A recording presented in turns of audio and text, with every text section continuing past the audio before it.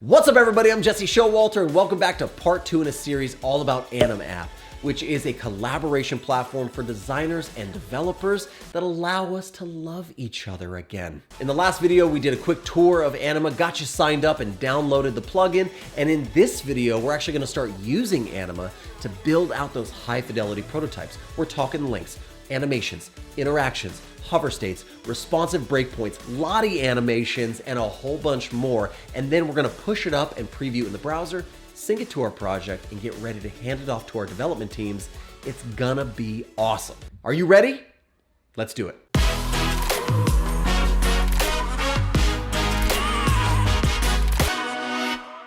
All right, let's dive in and start creating our project inside of Anima, but first we need to create a project. There's two different ways you can do that. You can either head over to your dashboard inside of Anima and you can create a new project here, naming that project, or you can head back over to your design software and you can create a new project from the plugin panel. So we're gonna go ahead and create our project here. Let's call this Cardboard Nerd, just like that. We want to put it in our personal workspace, not a team workspace.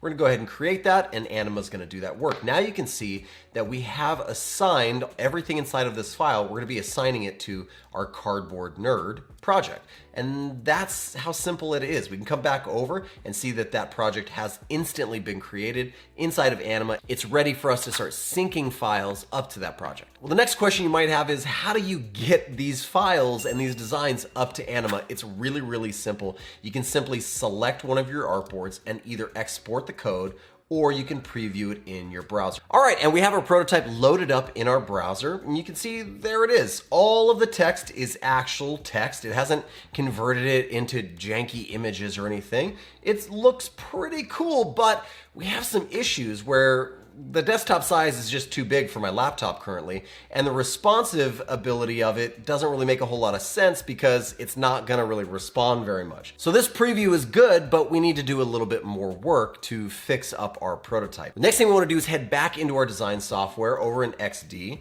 We're gonna select all of our artboards and then head back over to our plugin, our Anima plugin. And with all of those artboards selected, we're gonna hit the little breakpoint check right here. This has gone ahead and it's tracked all of the different breakpoints that we've established inside of our design. So we have a desktop, a laptop. Desktop is really large. Laptop, then down to a tablet large, tablet small, and down to an iPhone size. So with all of those done, you want to make sure that you hit the word done. All right, it's logged all of those artboards. Now when we press preview in the browser, it's going to create 2 out of 5, 3 out of 5, 4 out of 5 artboards, every single artboard. And when we respond in our preview, it's gonna actually respond the way it's supposed to. Okay, our prototype draft is ready, and you can see we have way more artboards than we did in our initial version of this. So now we're gonna press open in the browser. Anima is gonna open it up for us, and we are ready to go. Let's open it up to the desktop mode here. And let's actually kick over to the responsive view. When we do that, we can see our little blue responsive tab on the right-hand side. As we start to shrink the browser down or shrink our screen size down, you can see there's some basic resizing going on because we're using those resize tools inside of XD or Figma or Sketch. And so things are moving the way we want them to, but when they get a little too tight, boom, it jumps over to our next breakpoint, just like that. Again, some basic resizing. Things are pinned to corners and resizing appropriately, but if it gets too small, boom, we've moved to a new layout where things work a little bit better for our tablet and then down to our phone. So that is pretty cool. Why don't we go ahead and sync this to our project by hitting the sync button in the top right-hand corner, and now our development team can start looking at this right now. Now, just because we've synced it doesn't mean we are done. We can head back to our project and we can keep working a little bit. And the first thing we're gonna do is we're gonna work a little bit in this flow section. We've already used this flow section a little bit when we selected our artboard and set in our breakpoints, but now we can actually set links that will go to individual areas. So for instance, maybe we want to set an anchor link. I can grab this button right here. I can set a link on it, and then I can do an anchor link. And I'm gonna say, where's the destination? Select a destination and click done. I wanna select all the way down, let's see, maybe here. It's gonna go to the hot games section and I'm gonna press done. This time I'm gonna create some external links. So I'm gonna grab my download iOS button. I'm gonna go ahead and press link, and I wanna have an external link, and I'm gonna go ahead and paste this in. I'm gonna open it in a new window, and that is it for us. So as soon as we're done with that, we now have an external link. You can see I've added an external link for the Google Play Store, and now I have my iOS store link in there as well. Once we've set up our links, we should be able to preview our design in the browser and actually interact with our elements by clicking. We anchor link down to certain sections, or we're gonna go ahead and open up into a new tab in our browser. Pretty cool. The next thing we want to do is add some smart layers. We have this entire fun section down here where we can bring our project to life in Anima even more, and we want to use some of those things. So the first thing we're going to do is add some hover effects to our buttons. I'm going to head over to my button area. I'm going to grab this button, just individual button, and I'm going to head down to hover effect. I'm going to press the plus. Clicking there brings up our hover effects menu where we have some pre-built types of hover effects that take place. So for instance, I just want my button to shadow and lift just a little bit. So you can see we have some CSS properties that are now being implemented into that specific element. For instance, we're gonna transform by translating it a little bit. We're gonna be moving it, and then we're gonna be adding some more box shadow. If you wanna manipulate these CSS properties, you can do that by hand, simply by clicking in here and typing whatever you want. I like the ones that are there. We can add some easing, like ease in and ease out, and this will take place in 0.2 seconds. We can go ahead and manipulate that as well if we wanted it to be longer or shorter. I think something like 0.3 would probably work for this kind of hover. So I'm gonna press save. I'm gonna do a similar thing for this button. I'm gonna go ahead and hit shadow. I'm gonna ease in, ease out at 0.3 seconds and then press save.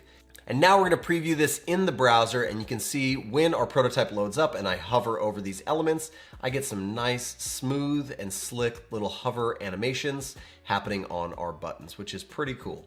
Next thing we want to do is create some animations when our website actually loads into the browser. The way that we can do that is by selecting any element. I'm going to grab this entire group that I have here, and I'm going to put an entrance animation on it. Now this is a similar dialog that pops up and it allows us to animate things in. I want to move this in, I think, from the right. So you can see it's just going to move in from the right, and I want it to move way in from the right. So we're initially setting it to negative 250 pixels, and then we want to translate it to 0. So it's coming from that negative space, moving all the way over into place, and then it's going from opacity of hidden to opacity of 1, which is visible. We want to do that a little bit slower, so why don't we do that at 0.8 seconds, and we will ease in, ease out as well. If we'd like to, we can begin the animation on scroll into the screen, but we don't want that because this is the hero section up at the top, so we're just going to go ahead and press save. In a similar way, I'm going to grab my little character here, and I'm going to do a similar animation for her where I'm going to move her into the left. She's going to come from 250 pixels out, easing in and out, and let's do her a little bit faster actually, so she comes in first, 0.5 for her. Then we'll move down in our project. We'll take the phone from this lower section, we'll add an entrance animation there. Why don't we head over to a different breakpoint, come back to see the animation again. It looks pretty good. We can head down to our scroll into view section and see that one more time. Pretty cool. I might choose a different animation, but for the most part, it's looking pretty good. We also have the ability to add fun things like Lottie animations, videos, and GIFs to our projects, and that's as simple as drawing out a rectangle in any particular place.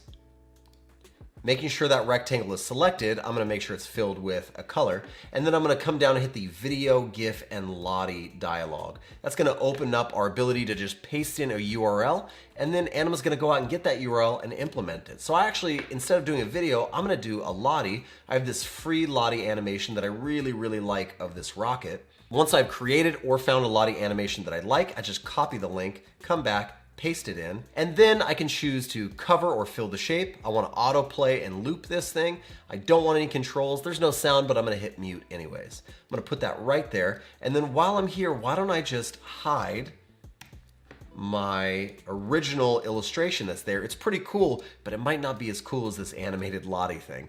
So I'm gonna do one more while I'm here. I'm gonna grab this shape and just move it down. I'm gonna tuck it behind my phone because I have this other animation that I really like of this confetti. So why don't I grab this as well? I'm gonna open my plugins back up. I'm gonna edit this shape, pop in this different animation, and then preview that in the browser. All right, my prototype is loaded, and you can see that Anima actually took those ugly red squares and filled them with these amazing animated SVGs. Super cool. As I scroll down, my animation intro happens, and I'm getting this fun kind of confetti explosion behind my phone. Just a little bit more engaging, a little bit more interesting. Anima also gives us the ability to create forms and text input fields, as well as embed custom code into our website. I'll leave those to you to explore. Once we have our project looking the exact way that we like it, we can preview it in the browser, and when we're ready, again, sync it to our project. We now have our project all synced up, and we're able to pass this off to our developers. If we go back to the project dashboard, we can see each of the screens that are involved in our project, and then we can go back and play our prototype again. This is looking great. It's synced up for our team, and it's ready to hand off to our developers. We'll take a look at that in the next video. Well, that's it. We've added all of that high fidelity prototyping to our design, animations, interactions. From here, it's important to note that you want to make sure that you do all of those things on every single breakpoint. And a good workflow is to make sure that you start with one artboard, that you make sure everything is responsive, then you embed all of that prototyping, all of those Anima features, and then copy those to all of the other artboards. That way, all of that interaction follows you as you create those other artboard sizes.